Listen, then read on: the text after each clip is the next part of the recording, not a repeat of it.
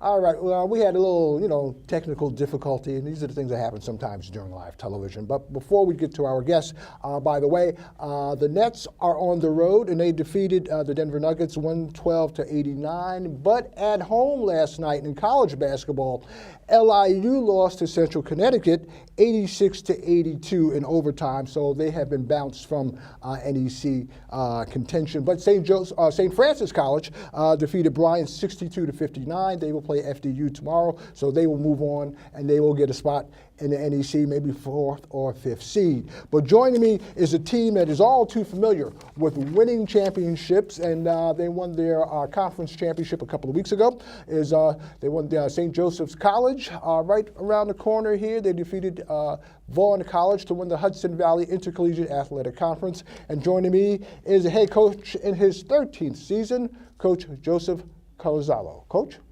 welcome. Pleasure to be here. Thank you. And also point guard and from St. Peter's High School in Staten Island, and right now he's a sophomore, is Vernon Maddox. Thank you for having me. And from St. Edmund's Prep, he's in his junior year, forward, David Louison. How are you? Good afternoon. Welcome. Welcome, gentlemen. I mean, Thank you. you guys did it last time you won your championship, was 2010.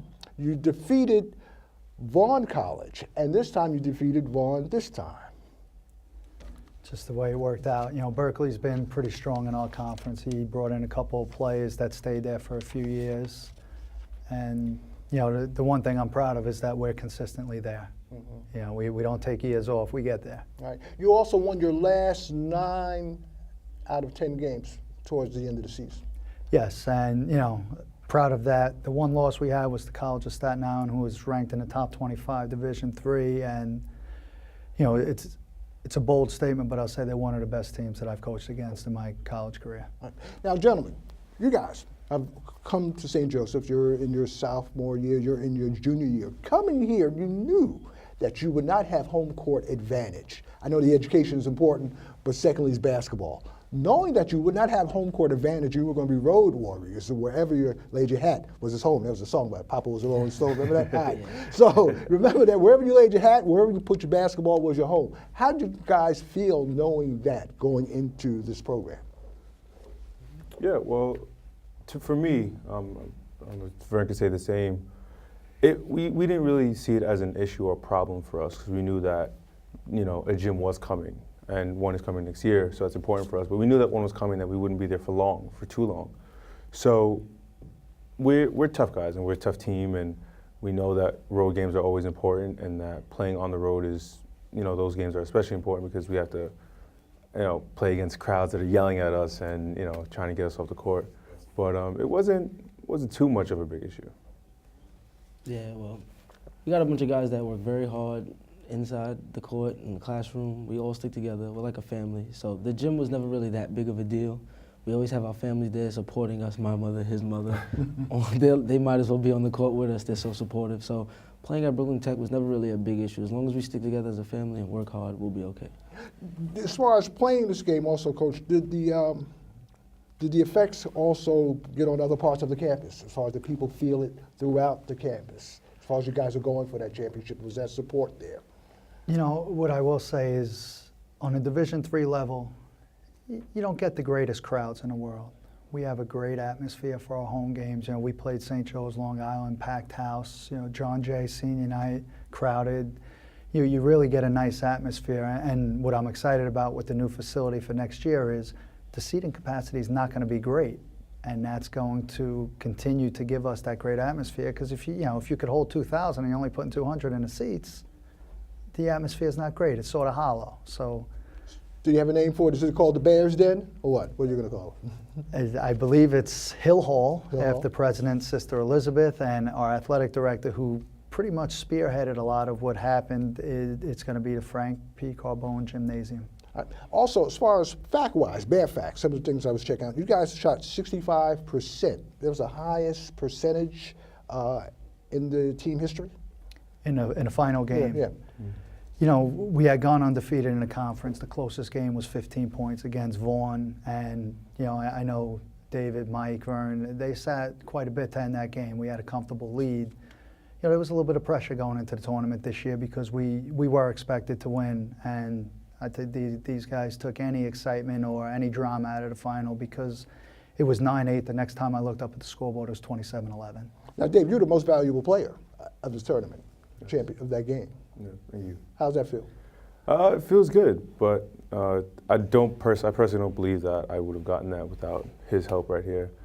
He's a great floor general. He controls Yes. the game, controls the pace of the I game. know. When I'm feeling it, when I'm I see getting him work going. out at the YMCA. He's working people to death when he's playing his full court matches. Yeah. As a point guard, would you explain the character of this team? We're a family. We stay tough. We're not the biggest team. Usually when we play against other teams, when we travel to Dallas this year, we travel to Virginia, we're usually the smallest team, and I'm always the smallest guy on the court. But you just got to have heart. You just got to play tough, stick together, and know that if we give 100%, that we can beat anybody. Your toughest game this year, Coach? Toughest game. I mean, as I said, I think the College of Staten Island, truthfully, had 10 players that could have been on the court at any time. I really do think they were probably the most talented team that I could really recall coaching against. And, you know, they play in their final tonight, the conference final. I expect them to be in the NCAA tournament. But the toughest game to swallow for the season, we were at Brooklyn Tech against Drew.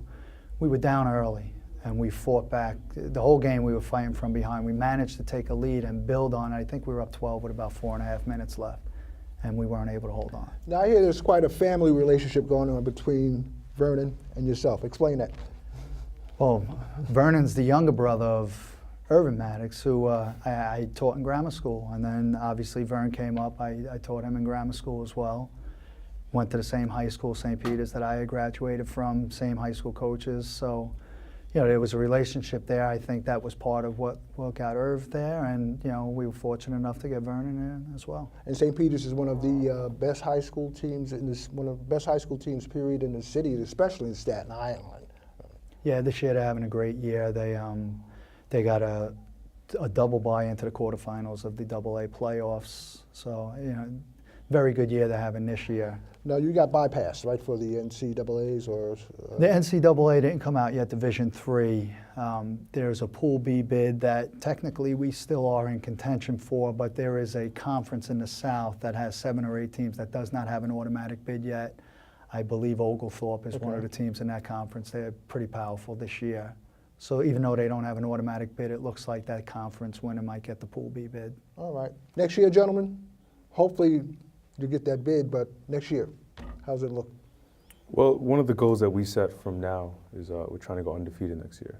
And that's what our mind is set on. And we're going to be seniors next year, so we know that we have to be the leaders of that team. And we're going to set our minds from now. We're already focused. We're already geared to get ready and go. When you look at that picture, what do you guys think? Finally. Finally. Yeah. Feel good. All right, well, you know, we're final.